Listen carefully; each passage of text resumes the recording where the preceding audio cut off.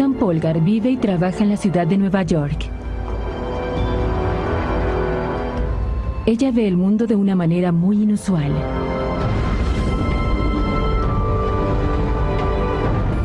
Susan posee el cerebro de una genio, perfectamente adaptado a la única obsesión de toda su vida.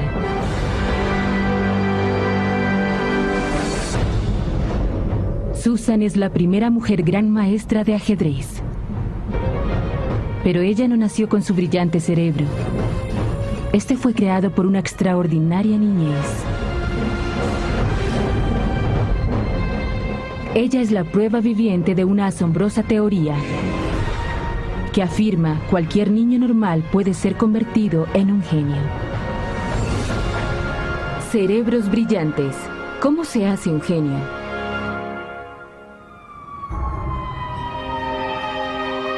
Es domingo en la mañana y el barrio Greenwich Village de Nueva York es el lugar elegido para un enfrentamiento. Jugando con las blancas, Susan Polgar.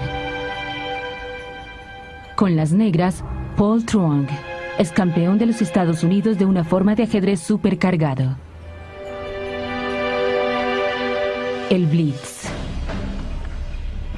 Cada jugador debe jugar la partida completa en solo 60 segundos.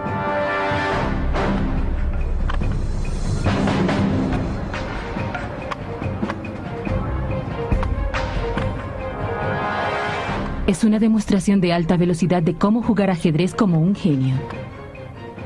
Tienes el control total de tu propio destino. Aquí está tu cerebro contra el de tu oponente. Al comprender el brillante cerebro de Susan, podemos liberar el potencial de los nuestros. Podemos comprender cómo las personas toman decisiones de vida o muerte más rápido que un supercomputador, o realizan milagros de la memoria en sus trabajos cotidianos. ¿Y cómo es que en la batalla de los sexos el cerebro femenino puede superar al masculino? Realmente creo que si pones toda tu mente en algo y de verdad lo quieres, puedes conseguirlo, sin importar lo que sea. El cerebro de Susan es una fuerza imparable y a su oponente se le ha terminado el tiempo. El más reciente en una larga lista de víctimas distinguidas. Susan compite en igualdad de condiciones con los más grandes nombres del ajedrez, como Garry Kasparov, Anatoly Karpov e incluso el gran Bobby Fischer. Pero la genialidad de Susan no es un accidente de nacimiento. Alguna vez ella fue una niña normal de 4 años de edad, cuya vida fue transformada por una educación muy diferente.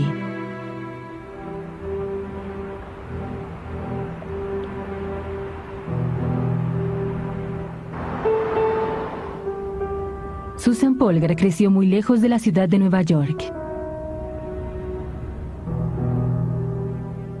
A finales de los años 60, Hungría todavía languidecía bajo el puño de hierro de la Unión Soviética. Para los ciudadanos comunes de Budapest, la vida diaria era una lucha deprimente para conseguir el sustento. La futura reina del ajedrez no nació como una princesa. Esa es la calle donde nací, donde viví los primeros 10 años de mi vida. La casa todavía está ahí. El lado más cercano que pueden apreciar es mi cuarto. Ahí fue donde aprendí a jugar ajedrez por primera vez. Había un segundo cuarto que era donde mis padres dormían. Era como una especie de sala. Esto me trae muchos recuerdos.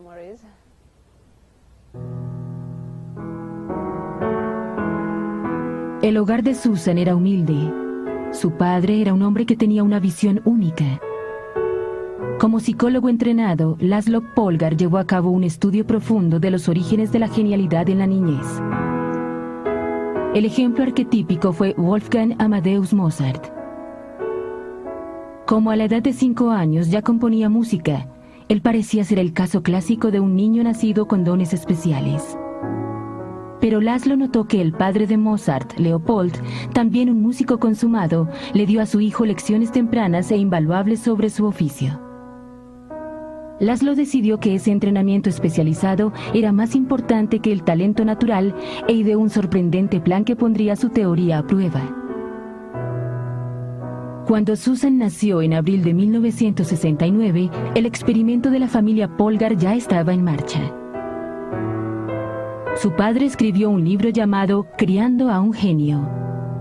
En este afirmaba que los genios no nacían, sino que se hacían. Hay una cita en húngaro que dice: A zseni egyenlő munka plusz szerencsés körülmények, which means esto significa, un genio iguala el trabajo con las circunstancias afortunadas. circumstances. Por circunstancias afortunadas, Laszlo se refería al hogar feliz que él y su esposa Clara proveerían. Y el trabajo duro estaría garantizado al enseñarle a la misma Susan. Mi padre creía que el potencial de la mayoría de los niños no se usaba de manera óptima. Optimally. Él creía que no había mucho que yo pudiera aprender al asistir todos los días a la escuela. School daily. Laszlo planeó entrenar a Susan en matemáticas, pero ella eligió su propio futuro debido a un feliz accidente. Un día, de forma inesperada, mientras buscaba un nuevo juguete, abrí un gabinete y un juego de ajedrez se cayó. Yo le pregunté a mi madre qué era eso. Ella dijo: es un juego de ajedrez, yo no puedo ayudarte mucho con eso, porque no sé cómo jugar. Pero aguarda que tu padre regrese, él te enseñará complacido. He'll teach you with pleasure. No existía un historial sobre jugadores brillantes de ajedrez en la familia Polgar. El mismo Laszlo era estrictamente un aficionado. Pero él estaba convencido de que podía entrenar a su hija para que fuera una genio en cualquier cosa, siempre y cuando ella tuviera la voluntad de estudiar. Mi padre creía firmemente que podía hacer cualquier otra actividad y usaría exactamente los mismos métodos. Would have been used. Primero que todo, es muy importante que el niño ame la actividad específica, la cual en nuestro caso fue el ajedrez. Luego el resto es muy fácil. And then the rest comes easy. Fácil, tal vez, si Susan hubiera escogido la música o las ciencias. Pero haber consagrado su niñez al ajedrez hizo que la búsqueda de la genialidad fuera mucho más difícil, por una razón. A comienzos de los años 70, el ajedrez estaba completamente dominado por hombres. Algunos de los mejores jugadores del mundo creían que el cerebro femenino simplemente no podía lidiar con el juego. Pero una pequeña niña estaba a punto de demostrarles que estaban equivocados. Cerebros brillantes.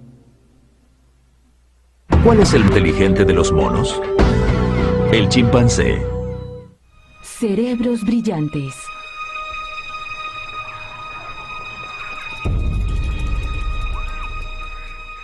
Estos son los jardines del Palacio Blenheim en Oxfordshire, hogar de uno de los laberintos de arbustos más grandes del mundo. Esta clase de problema de navegación es un campo de batalla entre los sexos bien conocido.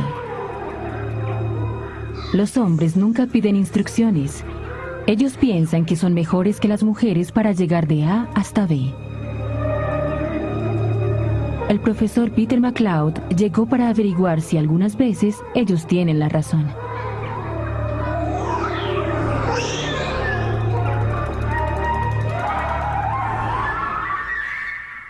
Hay muchos estereotipos sobre las diferencias como hombres y mujeres resuelven problemas. Y aunque algunos estarían basados en prejuicios, cuando encontramos que se repiten en varias culturas alrededor del mundo, debemos pensar que hay algo de cierto en ellos. 10 chicos y 10 chicas intentarán llegar hasta la estatua que está en el centro del laberinto. Pero el primer objetivo es un puente de madera que ofrece un vistazo del trazado. Aquí es donde Peter y sus competidores del laberinto reunirán sus pensamientos. ¿Cómo estás? Es difícil. ¿Reconoces algo de esto? ¿Reconoces algo? Bueno, ¿En qué tramos estuviste? yo fui hasta el lado con los tramos en zigzag y después llegué hasta aquí.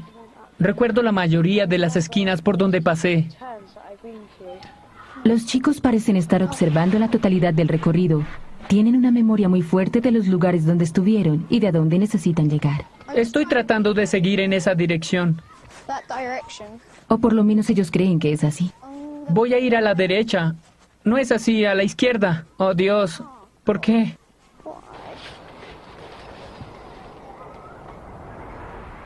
El cerebro humano posee dos hemisferios, el izquierdo y el derecho. La mayoría de nuestros pensamientos tienen lugar en una delgada capa externa de cada uno de los hemisferios llamada corteza. Pero en los hombres esta corteza es más gruesa en el hemisferio derecho, lo cual favorece el pensamiento espacial. De manera que se cree que los chicos emplean una estrategia altamente espacial. Ellos crean una imagen mental de todo el laberinto para usarla como un mapa. Después ellos podrían usar un punto de referencia como el Sol para establecer dónde están. Y al rotar sus mapas mentales, ellos pueden decidir en qué dirección deben hacer su próximo giro. Los chicos tienen una buena conciencia espacial. Navegan con un fuerte sentido de dónde se encuentran con respecto a todo el laberinto. Intentémoslo.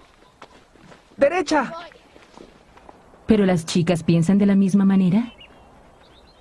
Si debes hacer un mapa del laberinto al salir, ¿lo harías? No, No. ¿Qué crees que recordarías? tal vez el tramo con todos esos círculos y tú yendo de círculo en círculo. ¿Recordarías los círculos? ¿Es eso? Las chicas están menos interesadas en la imagen completa. Ellas se centran en detalles específicos. Ahora sé a dónde ir. Una vez salga de estos tramos circulares. Ellas están usando algunos cercados de arbustos distintivos como puntos de referencia. Al igual que los chicos, las chicas también usan sus hemisferios derechos para la navegación. Pero en las chicas, el cuerpo calloso, el cual conecta los dos hemisferios del cerebro, está mejor desarrollado. Así que ellas también se apoyan en el hemisferio izquierdo, el cual sobresale en el razonamiento verbal. En vez de concentrarse en la imagen completa, ellas se fijan en ciertas características que pueden describir con palabras, como los tramos circulares.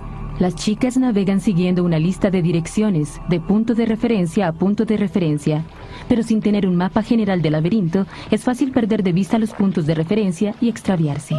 ¡Es fastidioso! Este laberinto puede favorecer a los niños porque no tiene muchas características visuales evidentes. Los arbustos se ven iguales y no hay puntos destacados que recordar. En esta clase de laberinto, los científicos encuentran consistentemente que los chicos salen adelante usando sus mapas mentales. ¡Por allá! En laberintos con más señales prominentes, serán las chicas las que se lleven los honores. Pero por hoy, ellas tendrán que quedarse con el segundo lugar. ¡La encontré!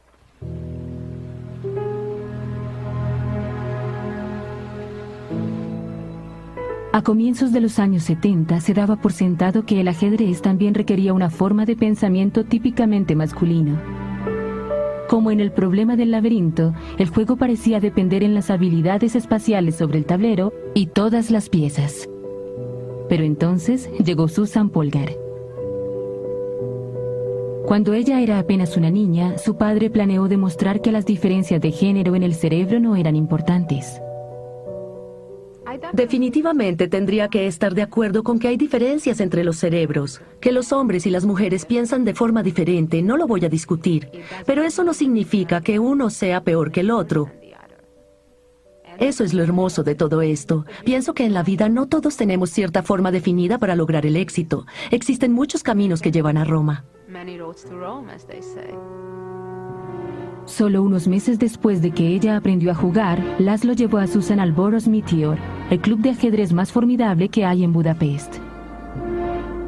Susan estaba a punto de enfrentar la oposición masculina en más de una forma.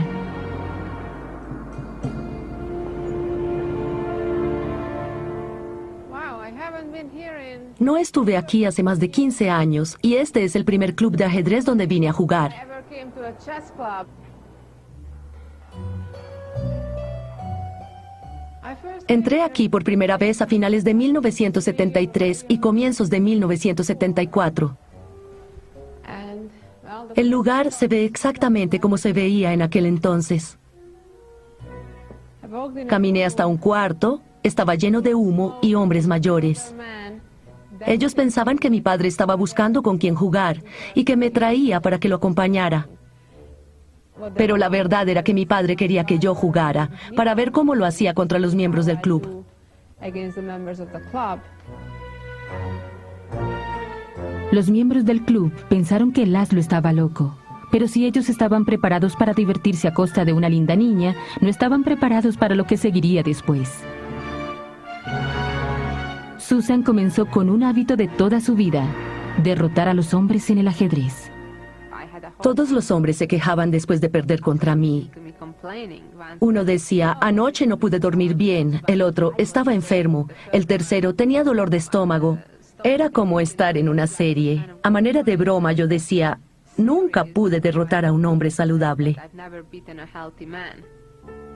El único hombre que no resultó sorprendido fue Laszlo Polgar.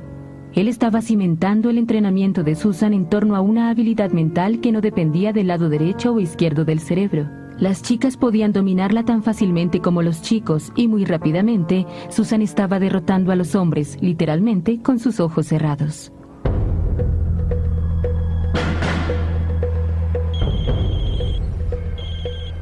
Susan está a punto de jugar una partida de ajedrez con una diferencia. ¿Por qué no juegas con las blancas? Bien, E4. E4, C5. Caballo a C3. Ed, el amigo de Susan, tiene el tablero de ajedrez frente a él, justo como en un juego normal. Caballo a C6. Pero Susan no lo necesita. Ella está jugando la partida en su cabeza. El único tablero que necesita está en su mente. F5, ahora cuídate. Los jugadores aficionados como Ed tienen que ver el tablero para seguir los movimientos de las 32 piezas. Jugaré G5. Pero Susan sigue todos los movimientos usando su habilidad fundamental para el ajedrez, su memoria. Jugar sin un tablero ayuda a entrenar la memoria, y Susan ha estado practicando desde la infancia. Sacrificaré mi caballo. Caballo toma G5. ¿Sacrificarás tu caballo? Ella puede jugar hasta 5 partidas simultáneas en su mente. G5. Alfil toma G5. Torre a E8. Torre a F3. Caballo a E5. Torre a G3. Rey a F8. La dama se está preparando para el mate. G4. Dama a H8. Jaque. Todo terminó. Rey a E7. Jaque mate. Esa no es una forma amable de decir hola. Cuando se trata del ajedrez, Susan puede hacer milagros con la memoria. De hecho, ella está haciendo algo que debería ser imposible. Una tarea en ejecución como una partida de ajedrez es manejada por una función mental conocida como memoria de trabajo, que se lleva a cabo en la parte frontal del cerebro. Las células relevantes del cerebro o neuronas almacenan toda la información necesaria para formar una red de conexiones eléctricas. Pero estas conexiones mueren en cuestión de segundos, así que la memoria de trabajo es limitada. Es como una libreta de apuntes temporal, que solo puede guardar unos 7 ítems de información. Por eso es que los 7 dígitos de un nuevo número telefónico es lo máximo que la mayoría de las personas podemos recordar.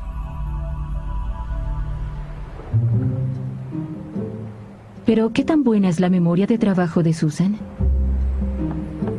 Esta es la calle Thompson en Nueva York, hogar de los cafés de ajedrez de la ciudad. Y estamos a punto de someter a Susan a una prueba de memoria. ¿Podrá memorizar todas las piezas y los peones de este diagrama? Estos son 28 ítems de información. Para hacer las cosas aún más difíciles, el diagrama fue pegado a un lado de la camioneta en movimiento. Susan solo tendrá tiempo para un vistazo rápido de 3 segundos. Pero observen esto. La memoria de trabajo de Susan trabaja en exceso. Ella hace una copia exacta.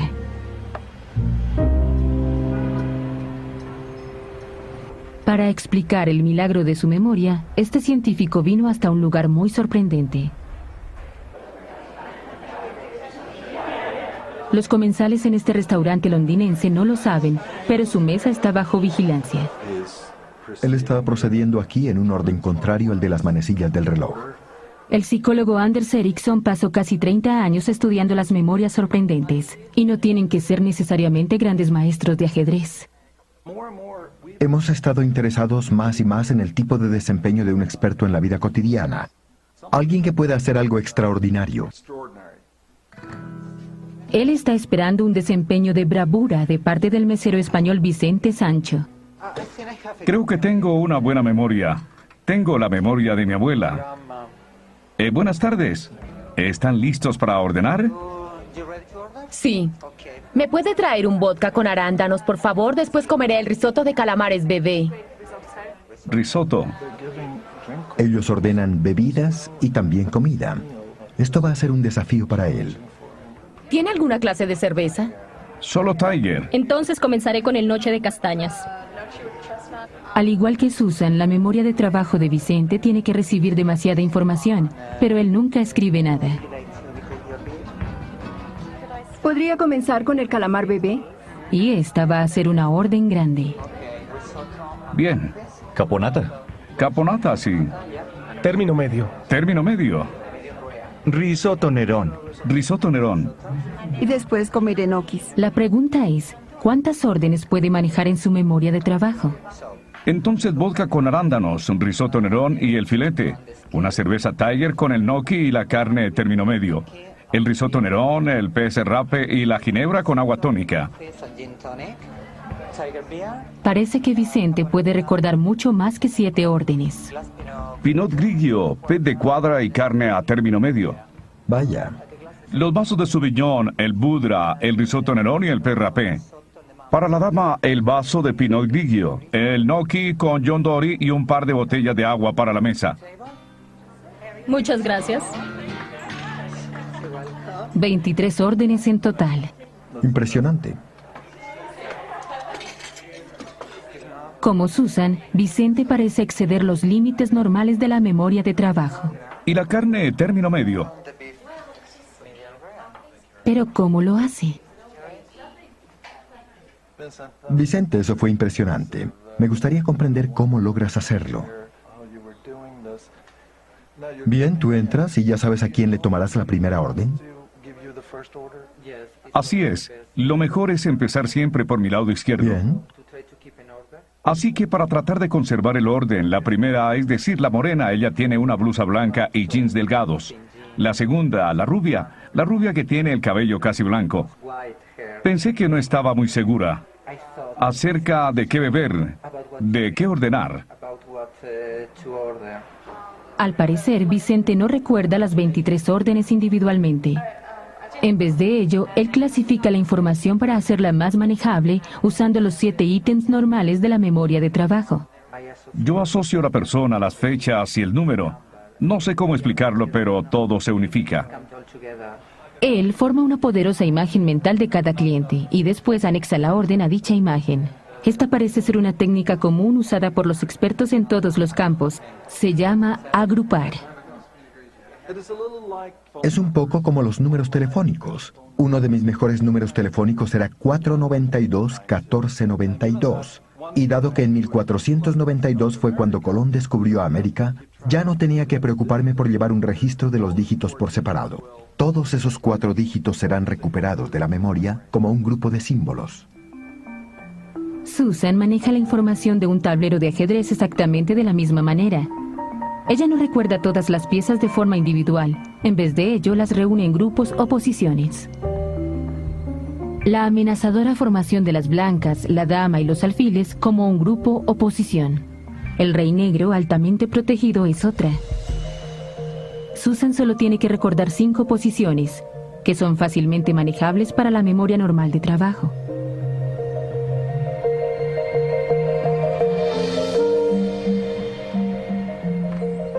Pero sin estas agrupaciones, su memoria no sería mejor que la de cualquiera.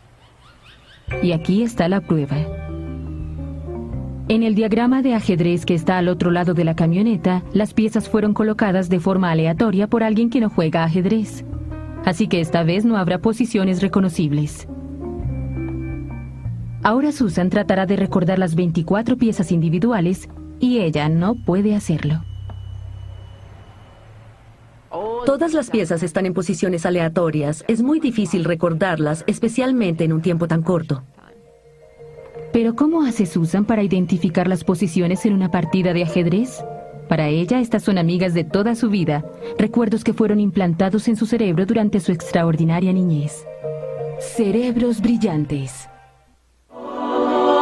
Cerebros brillantes.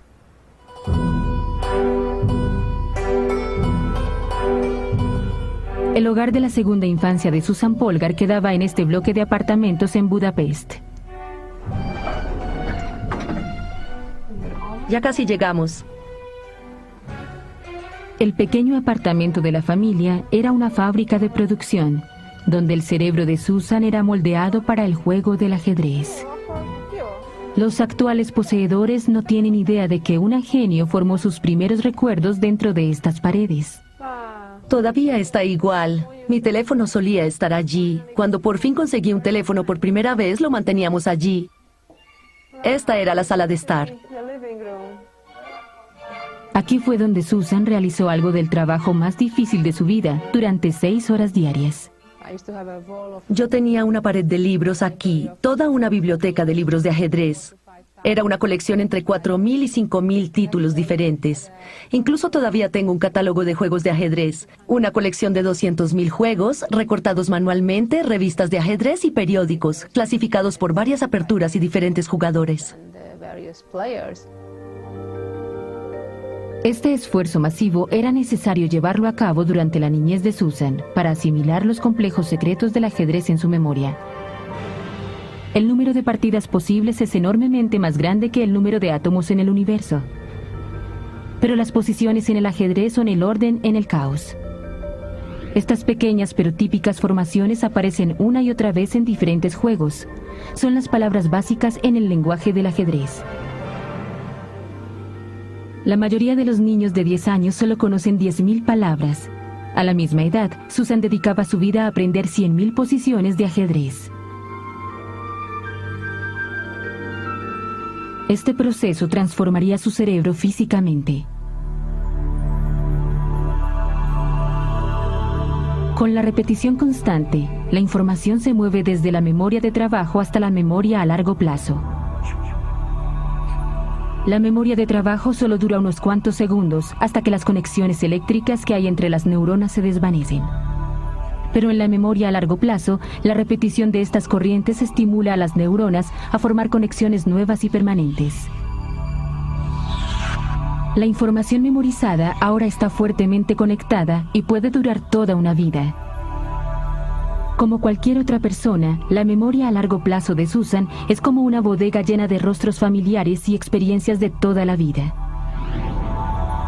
Pero ahora, las agrupaciones de piezas de ajedrez también están impresas en su cerebro.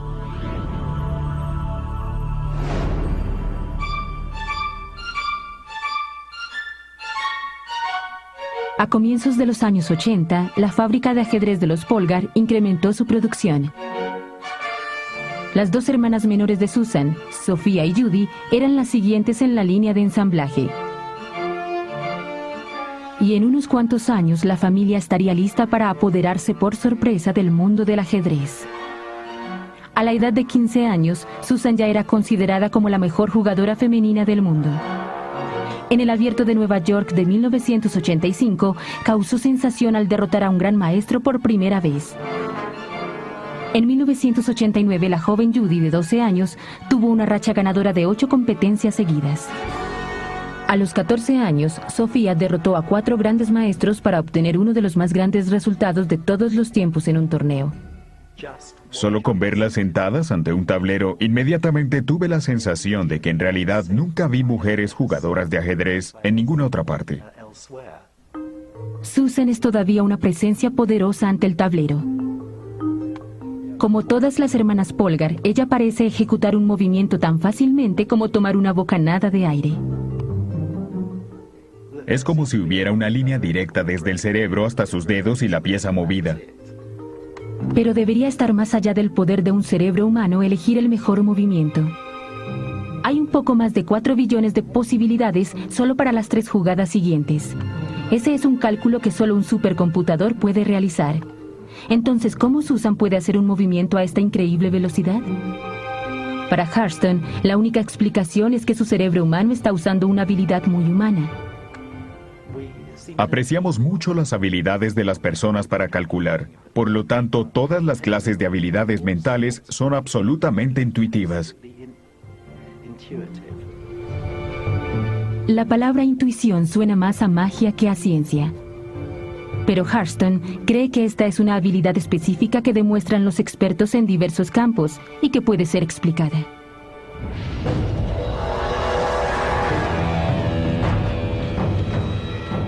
Mediante el entrenamiento, William Hurston es un psicólogo y un ex campeón de ajedrez del Reino Unido.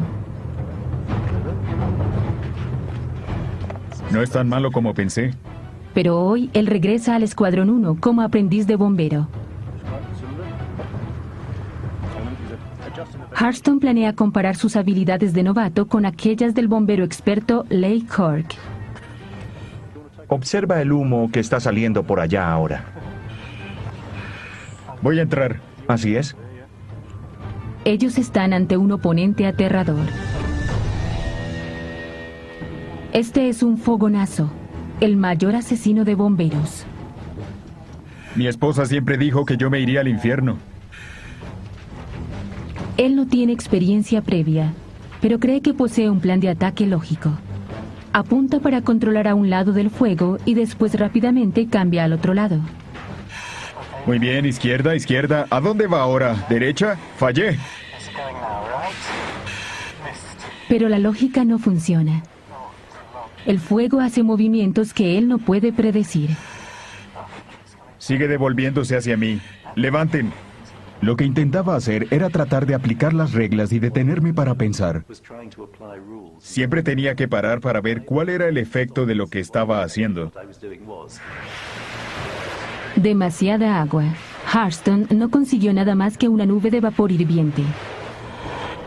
Está saliendo mucho humo.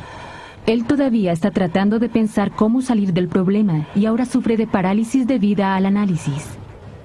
No hay visibilidad. Permanezcan abajo. Para Hurston, esta es una dura lección sobre la forma incorrecta de tomar decisiones. El bombero Cork le muestra cómo se hace. Hay que enfriar los gases. Para un experto, las llamas que están sobre el humo alto son una típica señal de peligro. Él reacciona instantáneamente y enfría esas llamas, y no tiene que pensarlo. Cuando se hace algo planeado y con el tiempo suficiente, se sabe cuál será el resultado de la acción y uno estará listo para realizar el siguiente movimiento. La intuición resulta ser entonces una habilidad que se aprende.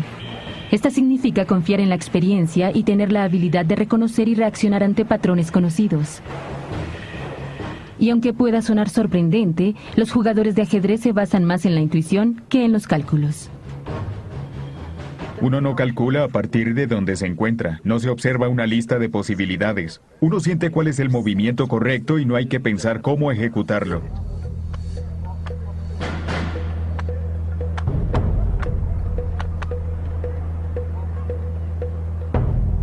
Un aficionado desperdicia mucho tiempo valioso pensando en sus posibles movimientos. Pero un gran maestro puede hacer la mejor jugada sin pensar. Tengo que confiar en mis instintos, en mi intuición. Es básicamente un patrón de reconocimiento de cada una de las posiciones. ¿Cuál es mi primer instinto? ¿Cuál es el mejor movimiento? Es casi como adivinar, pero adivinar de una forma inteligente, basándose en juegos y experiencias anteriores. Susan adivina los movimientos de sus oponentes antes de que ellos los realicen. Para Preston Lasker, se siente como si ella le estuviera leyendo la mente.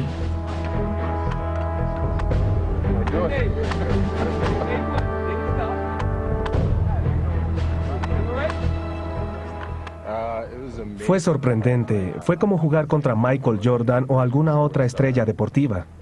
Ella posee todos los patrones de reconocimiento, hasta el nivel que, según creo, tengo que pensar mucho más que ella. Ella se basa primordialmente en sus instintos. Es el patrón de reconocimiento el que separa lo mejor del resto. Susan es tan buena en ello que es posible que su cerebro posea un procesador de patrones dedicado. Con las modernas técnicas de exploración, tal vez podría ser posible identificarlo. Pero hay un problema. El cerebro es tan complejo que hallar e identificar cualquier estructura específica es una tarea intimidante. Pero algunas veces los científicos cuentan con pistas que les dicen dónde buscar funciones específicas. Y eso sucede cuando el cerebro funciona mal.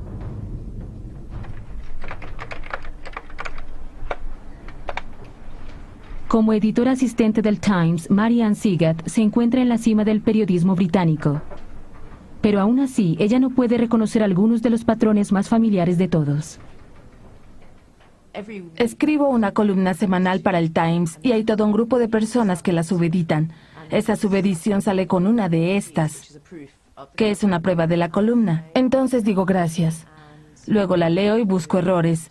Llevo esa prueba de regreso al subeditor y pienso, ¿quién fue el que me la dio? No puedo recordarlo. Marianne sufre de prosopagnosia, conocida comúnmente como ceguera de rostros. Encontrar incluso a un colega cercano puede ser casi imposible. Debo observar los monitores de los demás y ver si mi columna aparece en alguna de sus pantallas. Marianne sabe que cuando observa un rostro, ella no lo puede reconocer como el de alguien que conoce. Quisiera saber cómo hacen las personas para reconocer a otras porque me facilitaría las cosas. Es difícil comprender, es como tratar de explicarle un color a un ciego. Es como si alguien le dijera, ¿acaso no nota la diferencia entre el color verde y el rojo? Una de cada 50 personas posee algún grado de ceguera de rostros. Pero Marianne estuvo inconsciente de su situación durante años porque aprendió a identificar las personas de otras formas.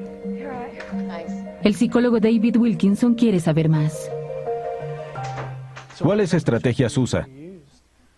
Me baso mucho en el cabello, pero las cosas salen mal cuando las personas se lo cortan o se lo tinturan. O si no lo tienen. Recurro entonces a la voz, a la forma de caminar, a la forma en que se para o se mueve una persona. Es muy útil si tiene lentes o algún tipo de vello facial. Al parecer se fija más en partes del rostro, así que usa una estrategia diferente.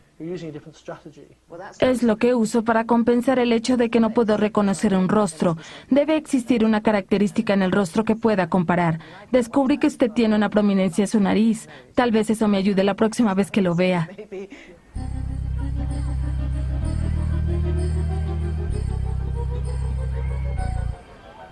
Para poner a prueba la estrategia de Marianne, le pedimos que lleve a patinar a su hija y que trate de buscar rostros que le sean familiares. Ahora no tengo ninguna pista. Es como si buscara en un océano de rostros. Pero lo que Marianne no sabe es que uno de esos rostros pertenece al Dr. David Wilkinson, con quien pasó toda la tarde. Y con él está Laura, una secretaria de la oficina de Mary, a quien ve todos los días.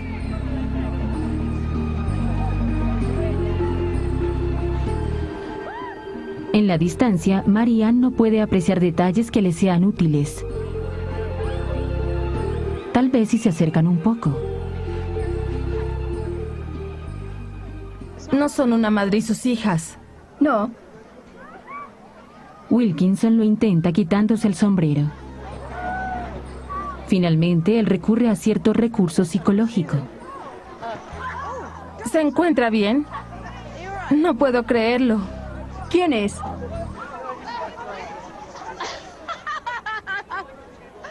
Es usted. Es Dave, con quien pasé la mayor parte de la tarde. Ella es Ivy. Lo gracioso es que si lo hubiera visto diría, ¿quién es? No es Laura. Y fue solo cuando su rostro estaba contra el mío que pude ver la protuberancia de su nariz. Las exploraciones del cerebro de personas como Marianne revelaron daños causados en las estructuras responsables específicas para el reconocimiento de los rostros. La llamada área fusiforme del rostro se encuentra en la parte posterior del cerebro, donde se lleva a cabo el primer procesamiento de la información proveniente de los ojos. En un cerebro normal, este rápidamente evalúa un rostro nuevo, de acuerdo con sus proporciones distintivas de los ojos, la nariz y la boca. Después busca una correspondencia entre todos los rostros familiares almacenados en la memoria de largo plazo. Todo el proceso se hace a la velocidad del rayo. Podemos reconocer personas que hemos visto antes en aproximadamente 100 milisegundos. Se trata del patrón de reconocimiento. Se puede apreciar esa analogía con un tablero de ajedrez donde una vez más uno debe identificar las piezas individuales, pero lo importante del ajedrez es aprender las relaciones espaciales que existen entre dichas piezas. Cada cerebro posee un procesador de rostros para ayudarnos a buscar sentido en el mar de rostros de todos los días. Pero hay muchos patrones complejos en el mundo que nos rodea. ¿El cerebro cuenta con procesadores para esos? Pocos de nosotros vemos los patrones mejor que Susan Polgar. Así que vamos a remitir a esta gran maestra del ajedrez a un escáner para averiguar con exactitud qué es lo que hace que su brillante cerebro sea tan excepcional. Cerebros brillantes. Cerebros brillantes. La gran maestra Susan Polgar está a punto de averiguar cómo es que su cerebro está perfectamente adaptado para jugar ajedrez. Ella vino para conocer a la profesora Joy Hirsch de la Universidad de Columbia, una experta importante en las técnicas de obtención de imágenes del cerebro. Y una cosa en la que estas dos mujeres pueden estar de acuerdo es que el tamaño no importa. El cerebro femenino es un poco más pequeño que el cerebro masculino en general, y sabemos que no hay diferencia en nuestra inteligencia. En absoluto, en eso estoy de acuerdo. Hirsch intenta escanear el cerebro de Susan usando MRI o imágenes de resonancia magnética.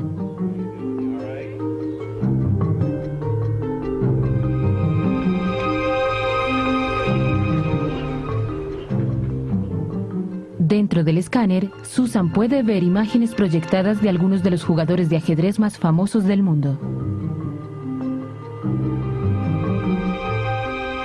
Y hasta ahora, su cerebro responde exactamente como se esperaba. El área fusiforme del rostro, el procesador de su cerebro dedicado a los rostros, está poderosamente activado. ¿Pero el cerebro de Susan tendrá otro procesador dedicado a los patrones del ajedrez? Ahora ella está observando diagramas de sus propios juegos de ajedrez. Algunos datan de su distante niñez en Budapest. Se le pidió que piense acerca de cada diagrama como si fuera un juego en progreso para que calcule su próximo movimiento. Estas son las primeras imágenes escaneadas del cerebro de un campeón mundial jugando ajedrez. Pero una comparación con la exploración del reconocimiento de rostros conduce a un notable descubrimiento. Estamos observando la parte inferior del cerebro, 4 secciones y estas 2 áreas. Esta es el área fusiforme del rostro. Susan está usando exactamente la misma área de su cerebro para los rostros y para el ajedrez. En tu caso, no podemos discriminar un área de rostros de un área de ajedrez. Son idénticas. De forma sorprendente, el cerebro de Susan se apoderó del área fusiforme del rostro y la adoptó para el ajedrez. En vez de rostros, esta compara las posiciones de ajedrez que ingresan con la vasta librería de juegos que ella almacena en su memoria de largo plazo. Susan puede reconocer un juego familiar en solo 0.8 segundos, casi tan rápido como el rostro de una vieja amistad.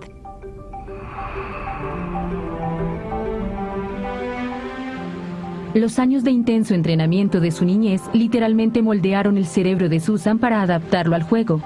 Esta es una evidencia sólida que respalda la teoría de su padre, que dice que los genios se pueden crear. Definitivamente estoy de acuerdo con mi padre en que la parte del trabajo, la parte del esfuerzo es la más importante. Y pienso que si es entrenada de la forma apropiada, cualquier persona puede lograr prácticamente lo que sea. A la edad de 21 años, la calidad y el número de las victorias de Susan contra sus magistrales oponentes le hicieron ganarse el título oficial de Gran Maestra. La primera mujer entre casi 600 hombres. Su hermana menor, Judy, pronto la seguiría. Ella está clasificada entre los mejores 15 jugadores masculinos y ahora es una importante aspirante al título mundial.